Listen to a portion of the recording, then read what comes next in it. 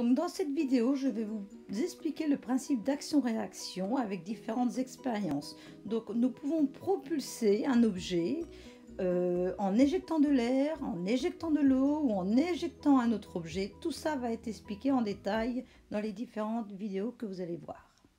Le principe de l'action-réaction, vous l'avez aussi avec le cas du ballon. Là, je remplis le ballon d'air, ça appuie sur les membranes du ballon.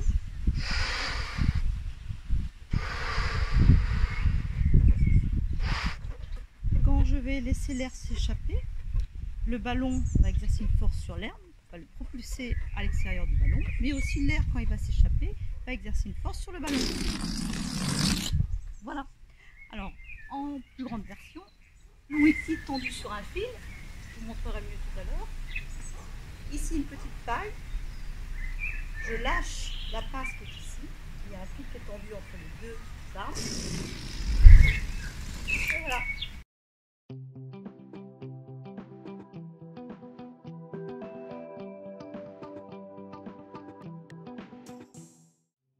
La petite paille, le ballon, la petite pince et le fil, vous devez l'apercevoir là, voilà. Donc si je lâche,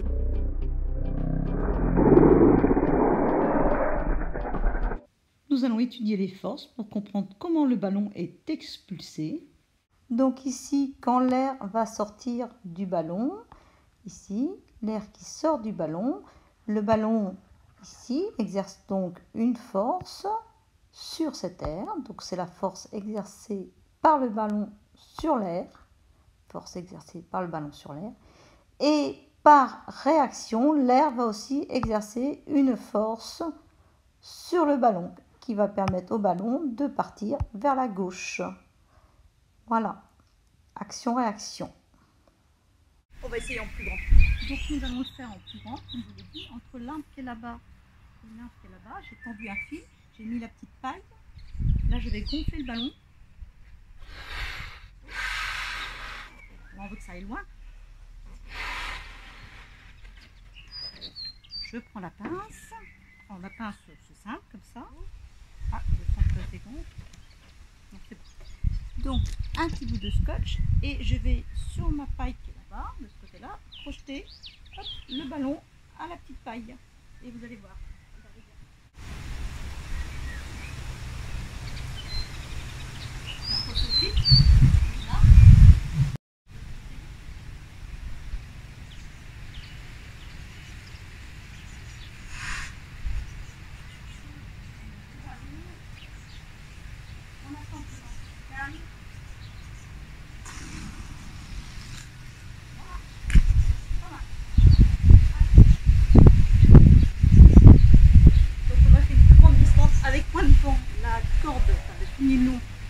Je vibrerai beaucoup moins et je pense qu'on sera allé beaucoup plus loin. Mais bon, pour une journée de vent, c'est pas mal ce qu'on a vu.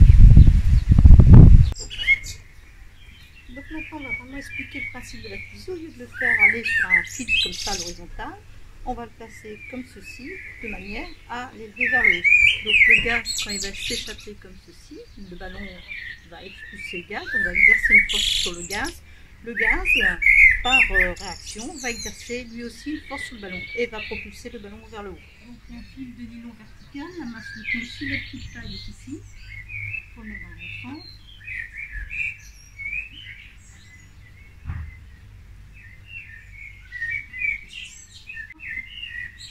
Je n'ai pas encore testé. Donc on va faire ça ensemble. Alors c'est parti. La mettre. Et voilà. Oh, j'aurais pu aller beaucoup plus haut, mais j'ai pas d'échelle plus grande. Donc voilà, principe de la fusée, action-réaction. Nous allons étudier les forces. Donc vous voyez le ballon qui est ici, à mi-chemin. L'air est expulsé ici.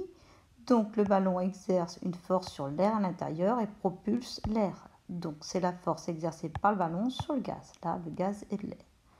Par réaction, le gaz exerce aussi une force sur le ballon, égale et opposée, la voici. Donc c'est la force exercée par le gaz sur le ballon. Et voilà ce qui permet au ballon de monter comme ceci. Donc voilà, nous expliquons rapidement comment il faut procéder. Donc il vous faut un fil de nylon, et on ne le voit pas ici, mais il est là, ou une ficelle. En fait, il faut qu'il soit très bien tendu. Ensuite, une paille, ça peut être aussi un tube en plastique, il faut qu'il soit léger, ou un bout de stylo, à vous de voir. Ensuite, un gros scotch, comme ça, pour maintenir le ballon à la paille.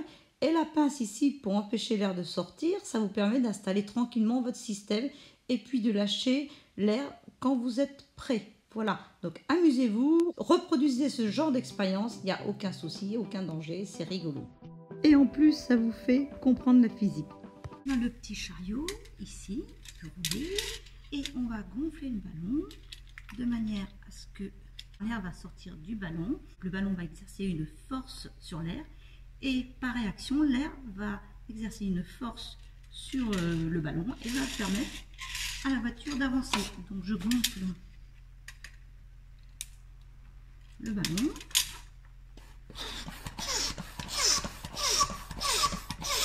Plus il va être gonflé, plus la pression à l'intérieur sera importante et plus l'air expulsé partira avec une force importante. Et donc, la réaction de l'air sur le ballon sera plus grande. Et le ballon ira plus vite. Enfin, la voiture.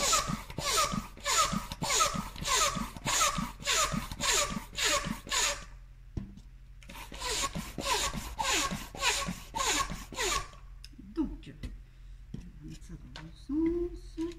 Alors, vous êtes prêts? Enfin, c'est moi. Je m'arrange. Voilà.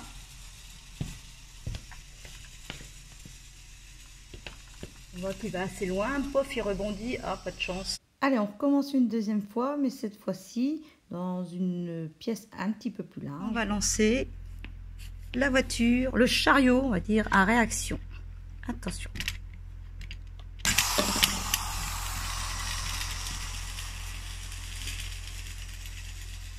Oh, il va toujours contre un... Non, ah si, ça continue. Une autre expérience sur le principe action-réaction, une petite expérience rigolote que vous pourrez refaire chez vous très facilement. Donc, on a un disque, un CD ou un DVD, comme vous voulez, hein, les deux fonctionnent. On a un système comme ça qui est sur les produits lave-vaisselle, qui permet de fermer l'ouverture ou d'ouvrir l'ouverture comme ceci. Là, je vais ouvrir l'ouverture, je vais gonfler. Je m'arrête juste, on va le faire mieux tout à l'heure, mais on va en parler un petit peu avant. Donc quand je laisse comme ça, vous voyez le ballon, le disque est en lévitation. Donc pour faire cette expérience, vous prenez un CD ou un DVD, enfin voilà, des choses publicitaires, des choses qui vont plus servir, hein, pour un film, ça serait un petit peu dommage. Vous allez récupérer un bouchon de produit de lave-vaisselle, ou il y a aussi d'autres produits qui ont ce genre de système. Ensuite, il vous faut un pistolet à colle ici. Alors faites attention, c'est très chaud ici. Les enfants, il faut être avec un adulte. Et il va falloir coller ce bouchon au disque, de façon à que ce soit à peu près centré, comme ceci.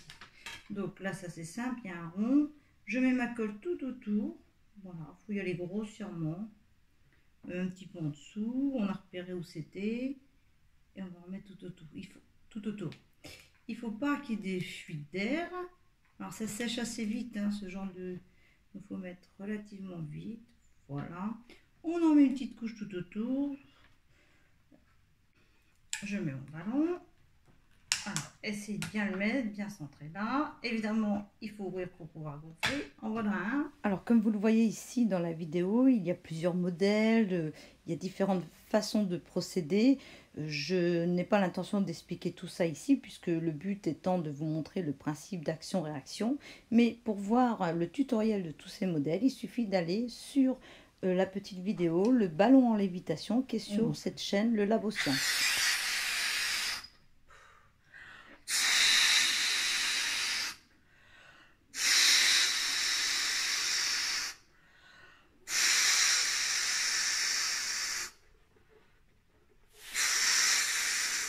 Une fois qu'il est gonflé, on bloque.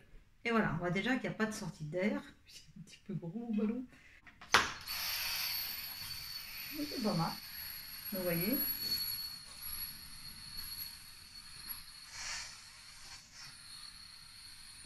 Donc je répète, l'air qui sort du ballon, le ballon pousse l'air, exerce une force sur l'air, et l'air par réaction exerce une force sur le ballon qui est maintenu au CD, et met le CD en lévitation comme ça. On est comme si on était sur un coussin d'air. Hein, vous verrez, au lycée, il y a des expériences comme ça sur coussin d'air. Là, c'est du bricolage. Regardez là.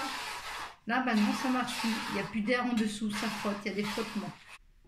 Donc nous allons poursuivre des expériences autour du principe action et réaction. C'est le petit chariot que vous venez de voir là, qu'on avait fait fonctionner avec un petit ballon.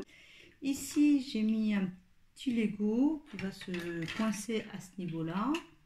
Alors, vous pouvez prendre un petit chariot avec un petit chariot de Lego avec des petits trous, enfin n'importe quoi. Trouver un système pour coincer. Là, c'est tout bêtement une petite planche en bois. J'ai mis 2 pointes ici, une pointe ici. Donc, je vais mettre ça comme ceci. Et en fait, je vais faire un lance-patate. Le lance-patate. Donc, à nouveau, ici, je ne vais pas développer les différentes étapes du montage et les différentes options. Hein. Vous pouvez aller voir ça dans le tutoriel qui est sur le Labo Science. La vidéo s'appelle la voiture à réaction. Voilà. Donc, ensuite, on tend. Il faut évidemment que les pointes soient bien fixées. Voilà. Patate. Voilà, là c'est trop bas, il faut que ça monte un petit peu plus haut. Tac. Là, il faut que ça monte plus haut. Donc, le principe de la patate volante, c'est en fait, on va brûler le fil ici. L'élastique qui est relié à la voiture va propulser la patate et la patate par réaction va propulser le chariot vers l'arrière. Allez, c'est parti.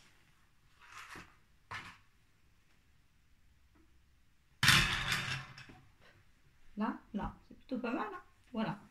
Bon. Donc là, c'est plus fin, moins force, mais peut-être que la patate va se mettre mieux. On retend. Ah oui, c'est toi qui change. Ouais. Chacun son tour. Hop là.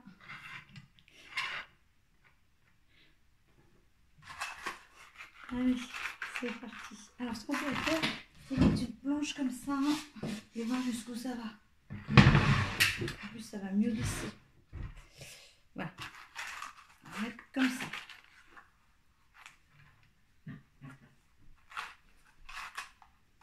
Qui se marre. Attention. Waouh! Alors, la patate a volé ici en dehors de la planche. Le chariot est arrivé au bout de la planche. Oh, le chariot est arrivé au bout de la planche, regardez. Assez impressionnant. Donc en fait, on est parti de là, tout ça. Allez, pour se faire plaisir, on se le remet au ralenti cette fois-ci.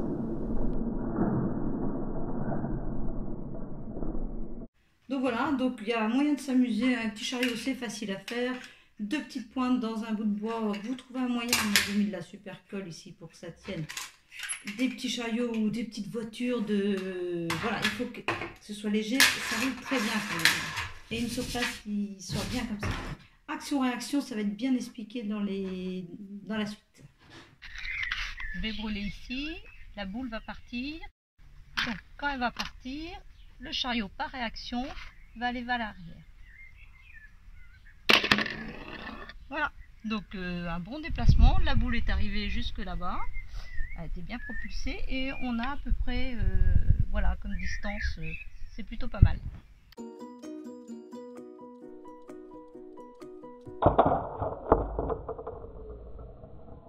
Donc on va étudier son principe.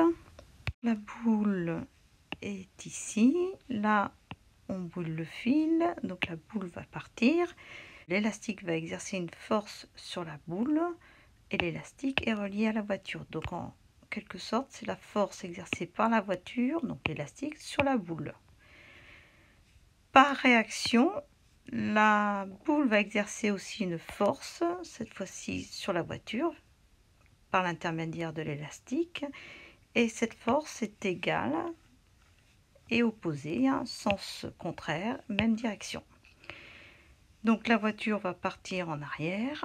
Alors ici, vous avez un repère, donc la deuxième image. Voilà, ça a un petit peu bougé. La boule est encore ici, elle est partie, pas complètement. Et le véhicule a continué jusqu'ici. Donc voilà toute la distance qui a été parcourue par le véhicule. La boule est arrivée ici. Donc par réaction, le véhicule est parti en sens opposé. Donc pour avoir un déplacement plus important de ce véhicule, c'est assez difficile. En fait, nous allons utiliser une relation qui est celle-ci, qui découle de la conservation d'une grandeur physique que vous verrez plus tard, qui s'appelle la quantité de mouvement. Donc, quand on fait la conservation de cette grandeur, on obtient cette relation, c'est-à-dire qu'il y a égalité entre la masse de la voiture fois la vitesse de la voiture, donc ce véhicule-là, et l'objet qui est lancé ici, qui est la boule, la masse de la boule fois la vitesse de la boule. Donc ça veut dire que pour une masse de boule, une vitesse de boule, plus la masse de la voiture sera faible, plus la vitesse de la voiture, comme ceci, dans ce sens-là, sera importante. Ensuite, si on veut une plus grande vitesse de la voiture, il faut donc une masse de boule plus grande. Donc là, on avait une boule de pétanque qui était ici. C'est assez difficile de mettre quelque chose de plus lourd. Ensuite, pour avoir la vitesse de la boule la plus importante, on avait tendu l'élastique ici. Là aussi, il faudrait tendre un élastique encore plus fortement. Là, il était déjà bien tendu. Ou alors prendre un élastique plus important pour avoir une force sur la boule plus importante et donc une vitesse de boule plus grande. Donc tout ça, il y a certaines contraintes, mais voilà. Donc je répète, pour avoir une vitesse de la voiture comme ça dans l'autre sens, c'est-à-dire une distance parcourue plus importante, il faudrait que la voiture, ce véhicule-là, ait une masse plus faible, que la boule ait une masse plus grande et que la vitesse d'éjection de la boule soit plus importante. Voilà les contraintes qu'on a. Donc encore une petite expérience que vous pouvez faire chez vous, mais en faisant super attention. Alors il faut un objet lourd et il faut l'envoyer très vite. Si vous voulez. Alors action-réaction, je vais envoyer. Je vais envoyer la bûche là qui est super lourde là, vers l'avant. Et par réaction, mon corps devrait aller vers l'arrière. Il faut que je l'envoie assez vite. Alors regardez bien. Vous avez vu, j'ai reculé un petit peu. On peut renvoyer plus si on voulait reculer plus. Mais alors, vous pouvez essayer ça avec un skate. Attention, hein, on tombe facilement. Mettez un casque. Faites super attention. Parce que si vous êtes plus léger que moi, vous allez encore partir plus vite.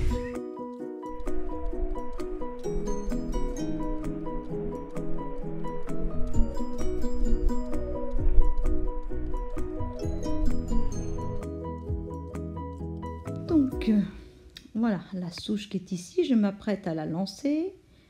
Donc, là, j'exerce une force sur la souche pour propulser la souche. Par réaction, la souche va aussi exercer une force sur moi. Force exercée par la souche sur la personne. Voilà le repère initial et le déplacement des rollers va être vers la gauche. Donc, je lance la souche. Vous voyez, la souche est ici. Je viens de la lancer. Les rollers ont déjà reculé un petit peu. Je poursuis. Là, les rollers ont beaucoup plus reculé. La souche n'est plus dans le champ de vision. Elle est partie quelque part par là. Donc, lorsque j'ai lancé la souche a bien effectué une force sur moi et m'a fait reculer comme ça. Voilà, action, réaction. Le principe de l'action et réaction avec le pistolet, on fait sortir l'eau, on bloque. Et que regardez, si je ne tiens pas, hop, il s'en va dans toutes les directions.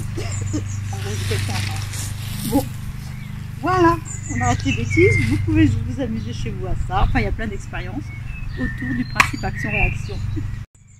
Donc ici, on va aussi étudier les forces pour comprendre ce qui s'est passé. Donc, lorsque l'eau est expulsée comme ceci, le pistolet agit sur l'eau et force. Voilà, l'eau qui est expulsée. Donc, le pistolet exerce une force sur l'eau, force du pistolet sur l'eau, et l'eau, par réaction, exerce aussi une force sur le pistolet. Ce qui fait que le pistolet va dans tous les sens et propulsé vers l'arrière. Voilà. Utiliser une pression d'eau beaucoup plus importante. Donc, vous allez voir ici. L'eau, quand elle va sortir, vous allez voir là sous quelle pression. Je vais y aller doucement, je vais essayer de ne pas arroser la caméra. Donc, voilà, je vais mettre à fond et hop, vous voyez la pression. Donc ici, nous allons parler de l'homme volant. Donc c'est exactement le même principe action-réaction avec de l'eau qui est utilisée. Donc vous voyez le grand tuyau noir ici qui est amené jusqu'à la planche où se tient l'homme volant. Donc l'eau est amenée sous pression dans cette planche et L'eau ressort de la planche, vous voyez, vers le bas et par réaction exerce une force sur cette planche qui maintient l'homme en lévitation. Voilà, donc action, réaction. L'eau sortant exerce une force qui permet à l'homme, ici, Michel Noguès, de se maintenir en lévitation.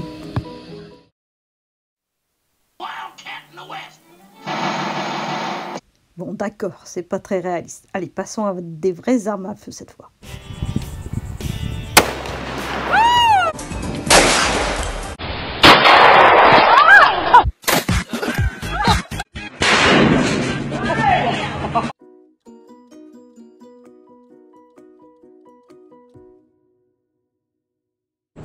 Voilà, je suis équipée. Et ici, la fusée va exercer une force sur les gaz pour les éjecter. Et les gaz, eux, par réaction, vont exercer une force sur la fusée. Donc, en bleu, la force exercée par la fusée sur les gaz, qui est du gaz. Et en rose, la force exercée par les gaz sur la fusée qui va... Ils vont propulser la fusée vers le haut.